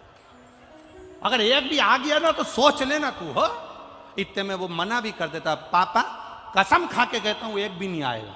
और दोस्तों ने घेर लिया चौराहे पे, मैनपुरी के मेन चौराहे पे, तेरी शादी है, अपनी क्या लाइन है बता। तो कह दिया बारात में मैं यहां से अकेला जाऊंगा और तुम तो पहुंच जाना। फिर तेरे पापा कुछ कहेंगे तो, अरे तुमसे कौन क्या कहेगा, तुम सुनो किसी की, तुम सुनो, तुम तो बस पहुंच जाओ। अब जे सब इकट्ठे होके, सारे रुद्रगण एक जगह इकट्ठे होके इंतजार कर रहे थे, शंकर जी हमको बुलाएंगे, शंकर जी हमको बुलाएंगे। शंकर जी तो बारात में भूल गए। अब भूल गए तो इतने में से एक डाकनी गई। और डाकनी कैसी थी, होठों पे तो काजल लगा था, लाल बिंदी, और दांत इतने लंबे लंबे, सफेद कलर के दांत, काले कलर के होठ, और बिंदी लाल, बाल खुले। ये भी सच की आई थी पार्लर से, ये भी सच की। और मुंह पे पल्लू डालकर इतना सारा जो आई, सबसे पहले लक्ष्मी जी से ही टकराई। और लक्ष्मी जी ने इससे पूछा, तुम इतनी अच्छी साड़ी पहनी है, तुम कौन हो? मृत्यु लोक की कोई अप्सरा हो? अंदर से डाकनी ने मन में सोचा, अभी तूने मुझे देखा नहीं है, जिस दिन मेरी ओरिजिनलिटी देख लेगी तू कहीं की नहीं रहेगी, अभी तूने देखा नहीं। मुंह ढका था, देख पाई नहीं। लक्ष्मी जी ने कह दिया, एक बार मैं तुम्हारा चेहरा देखना चाहती हूं। हम देवलोक की हैं, लक्ष्मी हैं, देवलोक में तो इतनी सुंदर सुंदर अप्सराएं होती हैं, पृथ्वी की अप्सरा को मुझे देखना है। इतने में डाकनी बोली, मैं अपना चेहरा नहीं दिखाऊंगी। डाकनी ने पल्लू पकड़ के रखा और लक्ष्मी जी के दिखा कि नहीं दिखा। भगवान नारायण ने कहा, लक्ष्मी क्या बात है, क्यों बहसबाजी कर रही हो? ये देवलोक की अप्सरा से ज्यादा सुंदर है पृथ्वी की अप्सरा, इसलिए इनका चेहरा देखना है। भगवान विष्णु ने ध्यान लगाकर देखा तो लक्ष्मी जी से कहा, मत देखना, तू किसी को देखने के लायक नहीं बचेगी, बिल्कुल मत देख। अब तो लक्ष्मी जी को अंदर से ईर्ष्या होने लगी, तुम्हें कैसे मालूम कि ये बहुत सुंदर है? अब तो देख के रहूंगी, जा। ये माताओं की थोड़ी सी आदत रहती है, ये कुछ माताएं ऐसी होती है जो बिल्कुल विपरीत चलती है, एकदम विपरीत। एक पति की पत्नी एकदम उल्टी चलती है। पति उससे कहे कि आलू की सब्जी बना दे, ये बैंगन की बना दे। पति इससे कहे दाल बना दे या कड़ी बना दे, बिल्कुल उल्टी। बहुत दुखी था बेचारा पति। गुरुजी के पास गया, गुरुजी मेरी पत्नी बहुत उल्टी चलती है, मैं क्या करूं? गुरुजी बोले, इसको गंगा नहलाने ले जा, ये जाएगी नहीं। गुरुजी ने कहा, तू कहना पूरे गांव के लोग गंगा नहाने जा रहे हैं, अपने पास समय नहीं है दुकान से, इसलिए अपन गंगा नहाने नहीं जाएंगे। अरे गुरुजी, मैंने पूरी जिंदगी कहते कहते 40 साल हो गए इसको कि गंगा नहाने चल, नहीं जाए। अब की बार उल्टा चलना, तू उल्टा चल। इसने जाकर कह दिया, पूरे गांव के लोग गंगा नहाने जा रहे हैं, अपने पास समय नहीं है, अपन गंगा नहाने नहीं जाएंगे। इतने में पत्नी बोली, कैसे नहीं जाएंगे? शादी के 40 साल हो गए, तुम मुझे लेकर कहां गए? गंगा नहाने चलो मेरे साथ। खुश हो गया, गुरुजी गजब कर दिया, पहली बार जा रही है। चेला गुरुजी के पास जाकर बोला, इससे मेरा पीछा छुड़ा दो, बस एक बार ऐसा कर दो कि ये गंगा जी में ही रह जाए। गुरुजी ने कहा एक काम कर, जब ये गंगा नहाने के लिए पानी के अंदर जाए, उल्टी तो चलती है, पानी के अंदर जाए तब तू कह देना आगे मत जा, बस इतना कहना। क्या बोलेगा? आगे मत जा। उल्टी तो चलती है। और जैसे ये गंगा जी में उतरी और पति ने आगे मत जाना, पत्नी के जाऊंगी, जा। चली गई, पानी में बह गई। इसने जेब में से नारियल निकाल के गंगा जी में फोड़ा, जा। पत्नी बहुत चतुर थी, उसने चैन पकड़ ली गंगा जी की, नी बही। गुरुजी ने कहा था अगर वो चैन पकड़ ले तो तू चिल्ला करके ना जम के पकड़, तू चिल्ला के कहना जम के पकड़। उसने चैन पकड़ी और उसने कह दिया अच्छे से पकड़ना। पत्नी बोली नहीं पकड़ना, ले। चली गई, जा, नहीं पकड़ू, जा। वो तो अच्छा है अपनी मैनपुरी की नी थी, पकड़े सो तो कहा पकड़े। अब लक्ष्मी जी बोल रही मैं तो चेहरा देखे बिना रहूंगी नहीं, मुझे चेहरा देखना। अब भगवान मना कर रहे, नहीं मेरे को तो देखना है, मैं तो चेहरा देखे बगैर मानूंगी नहीं। अब लक्ष्मी जी चेहरा देखे, जो लक्ष्मी जी ने उसका चेहरा देखा,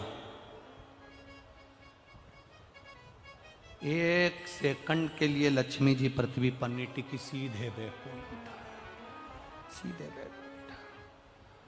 भगवान के पास में डाकनी ने आकर कहा प्रभु सारे रुद्रगण आपकी राह देख रहे हैं, डमरू बजाओ। शिव जी ने डमरू बजाया, डाकनी पुसाचनी भूत चुड़ैल सब आ गए, भोजन सब। किसी के 12 मुंह, किसी के 10 हाथ, किसी के 5 पांव, किसी के आंखी आंख ढेर सारी, सब दरवाजे पर पहुंचे। आरती उतरी, अंदर प्रवेश हुआ, भोजन की तैयारी हुई। देवताओं के लिए पंगत लगा दी गई, रुद्रगणों के लिए भी पंगत लगा दी गई। इंद्र बैठे थे उनके सामने। अब वो पत्तल लगाने वाले पत्तल लगाते लगाते लगाते गए। इधर जहां भूत चुड़ैल बैठे थे, एक के 12 मुंह थे। पत्तल लगाने वाले ने पूछा कौन से मुंह से खाओगे? पत्तल कितनी रखूं? उसने कहा 12 रख। और आगे गए, एक का मुंह आगे भी था पीछे भी था, उससे पूछा तुम कैसे खाओगे? पत्तल इधर रखूं कि उधर? उसने कहा दोनों जगह रख। और आगे गए, एक का मुंह ही नहीं था, केवल गला गला। अब ये चक्कर में पड़ गया, ये कैसे खाएगा? उससे पूछा तुम कैसे खाओगे? उसने कहा बाल्टी में लाते जा, गले में कूड़ते जा। परसगारी करने वालों के तो पसीने छूट गए सारे। हिमालय राज के यहां जाकर बोले हम बारातियों को कैसे भोजन कराएं? देव ऋषि नारद ने कहा घबराओ मती, ब्रह्मा जी से पूछो कि बारात को कैसे भोजन कराया जाए। ब्रह्मा जी से पूछा बारात को कैसे जिमाए। ब्रह्मा जी ने कहा देवता बैठ के जिम रहे हैं, पंगत में जिम रहे हैं, सारे देवता बैठकर आराम से भोजन कर रहे हैं। ये तो कर रहे हैं हमने माना, पर ये भूत चुड़ैल का क्या करें, इनको भोजन कैसे कराएं? ब्रह्मा जी ने कहा घबराओ मती, यहां से लेकर वहां तक सारे बर्तन भर भर के रख दो और एक एक भूत चुड़ैल के हाथ में एक एक प्लेट और एक एक चम्मच दे दो, और इनको जैसे गाय को खला में छोड़े ऐसे इनको छोड़ दो, खान दो। सारे भूत चुड़ैल के हाथ में एक एक प्लेट चम्मच देकर छोड़ दिया। इंद्रदेव ने ब्रह्मा जी से पूछा देवता बैठ के भोजन कर रहे हैं, ये तो पंगत हो गई, पर ये रुद्रगण खड़े खड़े डाकनी पिशाचनी चुड़ैल भूत खा रहे हैं, इनके खाने का कोई नाम होगा क्या? ब्रह्मा जी बोले इसी को कलयुग में बफेट कहेंगे। यही कलयुग में बफर कह।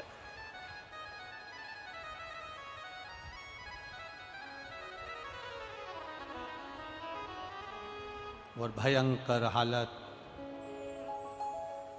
आपके यहां होता है बफेट? अरे बोलो तो जम के, होता है? बहुत बुरी हालत होती है उसमें। खाने का कंपटीशन होता है। दुनिया में सबसे ज्यादा भीख मांगने वाले वहीं मिलेंगे आपको। तुम देखना, सबसे ज्यादा भीख मांगते नजर आते हैं जब वो पानी पूरी की जगह पर। क्या बोलते, पानी पूरी कि गोलगप्पा? गोलगप्पा। हैदराबाद में भी गोलगप्पा बोलते हैं। किसी ने हमसे पूछ लिया था इसको गोलगप्पा क्यों कहते हैं। कई बोले कि इसको गोलगप्पा क्यों कहते हैं, गुपचुप क्यों कहते हैं। तो हमने कहा जैसे मुंह में गुप आदमी चुप। वो खाए से बोले क्या खा। सबसे ज्यादा भीड़ पड़ती है उसी गोलगप्पा में, वो पानी की पूरी में। और मालूम पड़े, ए भैया हाथ में दोना कटोरा, भिखारी जैसा कटोरा दे दे भैया, भैया दे दे प्लीज भैया दे। अब उसको गर्मी भी लग रही है और देना भी सबको है और पाँव में खुजाल भी चल रही है, खुजाल है सुतो। और फिर और सब लोग पल्लू डाल डाल के, पानी बहुत अच्छा है। इतना अच्छा पानी तो अपने घर में भी नहीं बनता, क्योंकि घर में एक्स्ट्रा सामान नहीं डलता। इतना जोरदार पानी है, इतना जोरदार।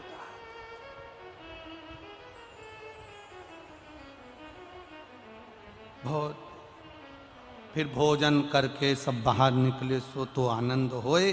शिव महापुराण की कथा कहती है बाबा, शिव जी का मंगल विवाह बड़े आनंद के साथ, जो भाव के साथ होता है वो एक आनंद ही आनंद है।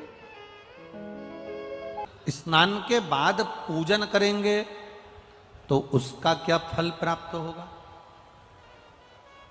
कल एक प्रसंग पर अपन रुके थे कि सौभाग्यवती नारी, सुहागिल स्त्री जब सुहागिलें करती हैं, अब यहाँ पर गौरनी बोलते हैं कि सुहागिल बोलते हैं, जो भी आप लोग बोलते होगे वो अपने ऊपर है, आप लोगों के ऊपर है। तो जब सौभाग्यवती नारी गोदी में ये सती मैया के प्रसंग से ये प्रसंग है, ध्यान देना महाराज, बहुत बहुत स्मरण में रखिएगा। आपके कोई पूछे तो आप लोगों को जवाब देने में दिक्कत नहीं आएगी और आप उस पर का स्मरण करेंगे।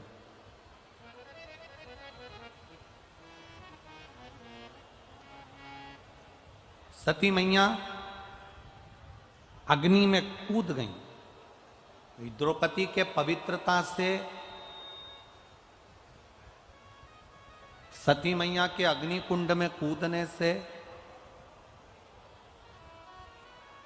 और माता पार्वती के प्रागट्य से और पार्वती जी के मंगल विवाह से शिव जी के साथ,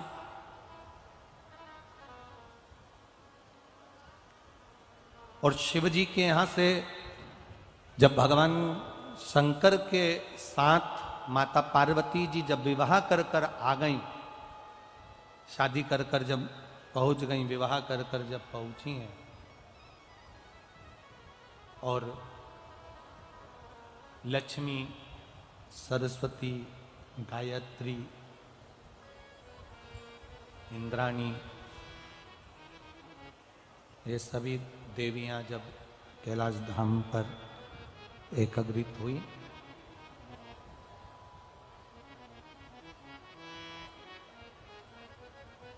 उस प्रसंग से इसको जोड़ा गया। सती मैया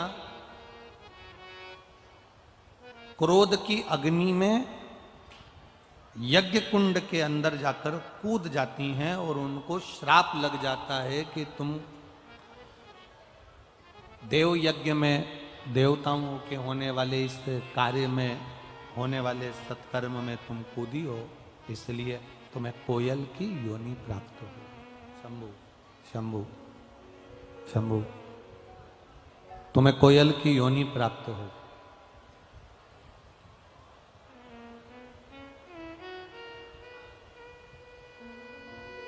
सती मैया ने हाथ जोड़कर देवादिदेव महादेव से प्रार्थना की।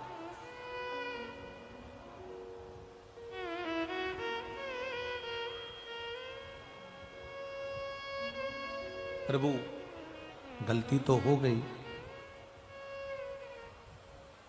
अब ये गलती तो हमसे हो गई है कि ये अग्नि में हम, यज्ञ की अग्नि में हम कूद गए हैं। थोड़ा बेस कम करो बाबा। यज्ञ की अग्नि में हम कूद गए, ये गलती तो हमसे हो गई है, पर क्षमा भी तो आप ही को करना है प्रभु, क्षमा भी तो आप ही को करना है। शंकर भगवान ने कहा, तुम कोयल के रूप में जन्म लेने के बाद में जब 2 आषाढ़ पड़ेंगे, जिसको दुनिया के लोग कोकिला अधिक मास कहेंगे, और ये 2 आषाढ़ में तुम जब मेरी आराधना करोगी अखंड सौभाग्य को पाने के लिए,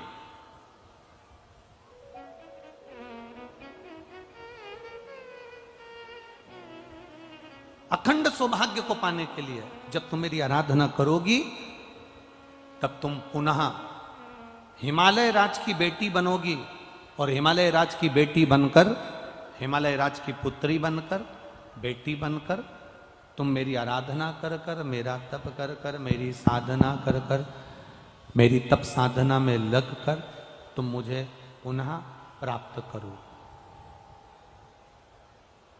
वापिस मुझे तुम प्राप्त कर लो। अब देखिएगा,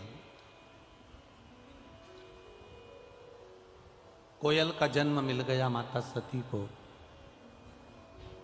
और कोयल के जन्म को पाकर मां सती जगह जगह भ्रमण करने लगी। भ्रमण करते करते एक बार माता सती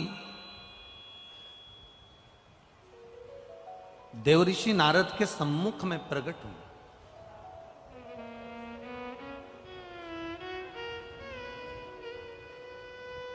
और देवऋषि नारद ने जब माता सती को देखा तो माता सती से कहा, सती, मां को नमन कर कर कहा कि एक छोटी सी गलती सती माता तुमने कर ली।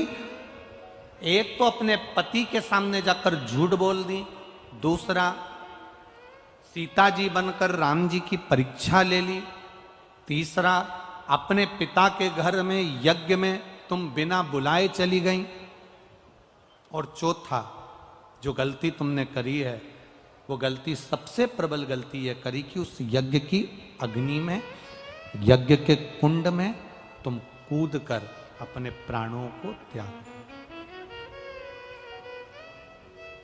उस यज्ञ की अग्नि में तुमने अपने प्राणों को त्याग दिया, उस यज्ञ की अग्नि में तुम अपने प्राणों को छोड़ दिया।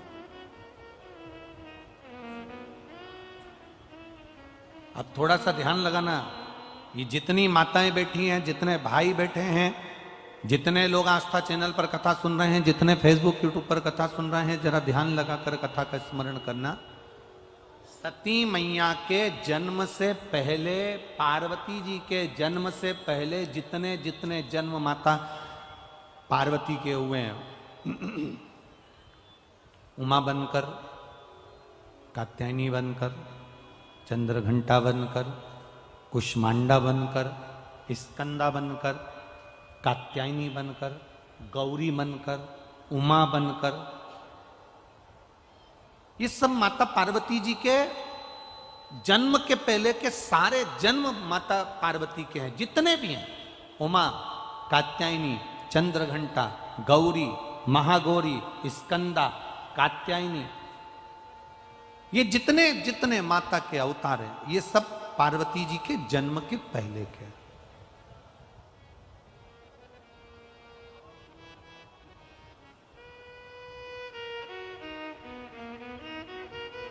सती मैया के भीतर ये भाव जागृत हो गया, माता सती के अंदर ये भाव जागृत हो गया। देवऋषि नारद से कहा कि मैं 51 ये जितने जन्म मैंने लिए हैं 50 जन्म में ले चुकी हूं, और पार्वती का जो मेरा जन्म होगा वो 51वें नंबर का होगा। कुछ ऐसी कृपा कर दीजिए कि मेरी मांग का जो सिंदूर है वो अखंड रहे, और बार बार मुझे इस शरीर को छोड़ना ना पड़े, इस शरीर से मेरे बार बार ये शरीर मेरा छूटे ना। ऐसी ऐसी कुछ कृपा, ऐसी कुछ दया, ऐसी कुछ करुणा हो जाए।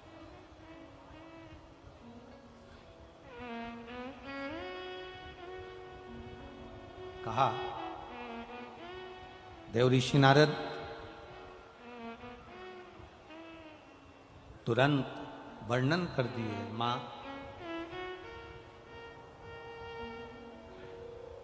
जब तुम्हारे चित्त में,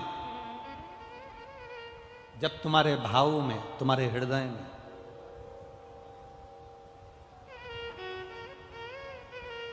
तुम्हारी चित्त वृत्ति में, तुम्हारे हृदय में, तुम्हारे भाव में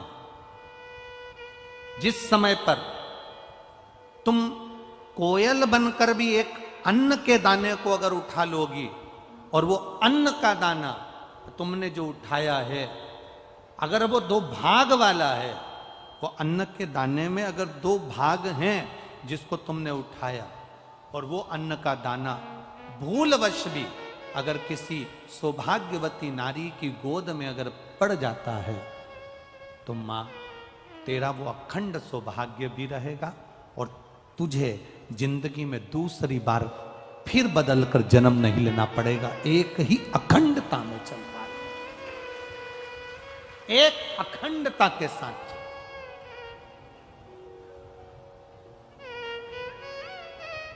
कभी आप अपने घर की बुजुर्ग माताओं से पूछना कि ये सुहागिल जब हम करते हैं, सौभाग्यवती नारियों को जब हम सुहागिलों को जब हम बुलाते हैं, मांग में सिंदूरा देते हैं, गोदी में चना और गुड़ डाल देते हैं उसके, तो ये चना गुड़ का महत्व क्या है?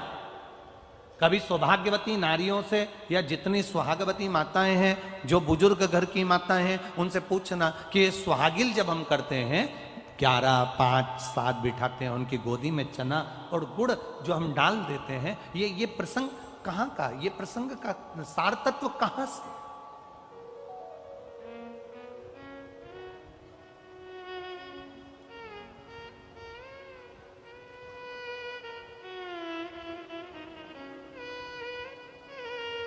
दुनिया में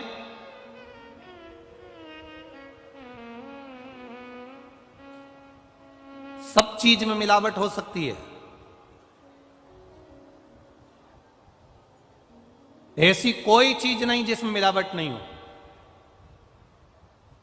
दुनिया में सब चीज में मिलावट हो सकती है, केवल एक चना और गुड़ ऐसा होता है जिसमें मिलावट का कोई काम नहीं होता है। गुड़ के अंदर खार हटाने के लिए, कालापन हटाने के लिए थोड़ा बहुत उसमें कुछ डाल सकते हैं, पर रहेगा वो गुड़ गन्ने का रस ही। गुड़ को साफ किया जा सकता है, गुड़ का पाउडर बनाया जा सकता है, गुड़ का पाउडर का डब्बा बनाया जा सकता है, गुड़ की बड़ी ढेली बनाई जा सकती है, गुड़ की छोटी ढेली बनाई जा सकती है, गुड़ की और छोटी ढेली, पर रहेगा वो गुड़ ही। उसमें मिलावट सफाई के लिए कर सकते हो, पैकिंग के लिए कर सकते हो, सुंदर दिखने के लिए कर सकते हो, अच्छा बनाने के लिए कर सकते हो, आप उसकी पैकिंग या अच्छा बनाने के लिए उसको कर सकते हो, पर रहेगा वो गुड़ ही।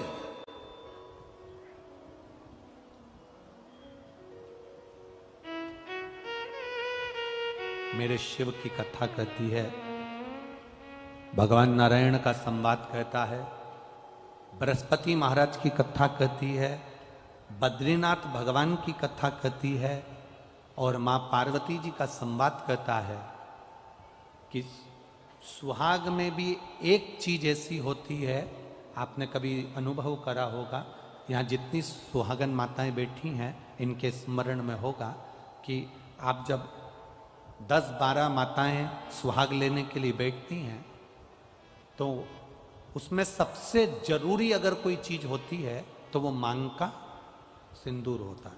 बोलो सही है कि गलत है? जम के तो बोलो। सबसे जरूरी क्या है? मांग का सिंदूर। अब इसमें चूड़ी की महत्वता बताई क्या? इसमें मंगलसूत्र की महत्वता बताई क्या? इसमें नाक की लौंग की महत्वता बताई क्या? इसमें जो तुमने साड़ी पहन रखी है उसकी महत्वता बताई क्या? नहीं, इसमें महत्वता बताई है मांग के सिंदूर की। कारण क्या है?